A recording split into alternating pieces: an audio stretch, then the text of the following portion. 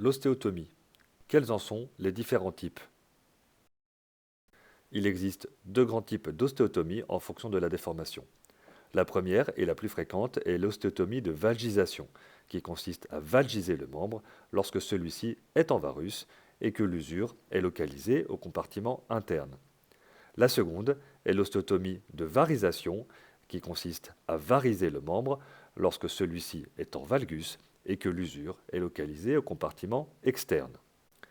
L'ostéotomie est généralement pratiquée au tibia et plus rarement au fémur.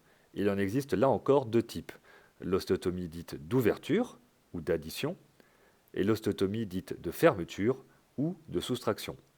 Il existe donc une multitude d'ostéotomies à adapter en fonction de l'usure et du patient. L'ostéotomie tibiale de vagisation par ouverture médiale étant l'ostéotomie la plus fréquemment pratiquée. La correction à apporter est calculée selon le bilan préopératoire et notamment le pangonogramme. La technique d'une ostéotomie tibiale de valgisation par ouverture médiale est la suivante. Elle est réalisée sous anesthésie générale ou rachianesthésie.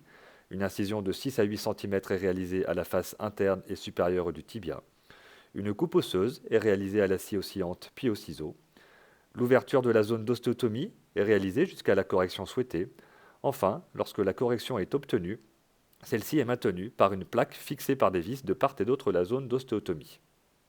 Une incision cutanée est réalisée à la partie haute et interne du tibia.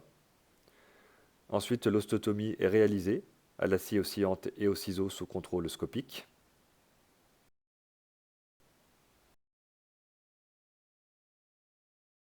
L'ostéotomie est ouverte, puis est comblée par un substitut osseux permettant de favoriser la consolidation. Enfin, une plaque avec des vis est fixée de part et d'autre de l'ostéotomie afin de maintenir la correction. Voici l'aspect que cela donne sur une radiographie de face et de profil avant l'intervention, puis enfin après l'intervention.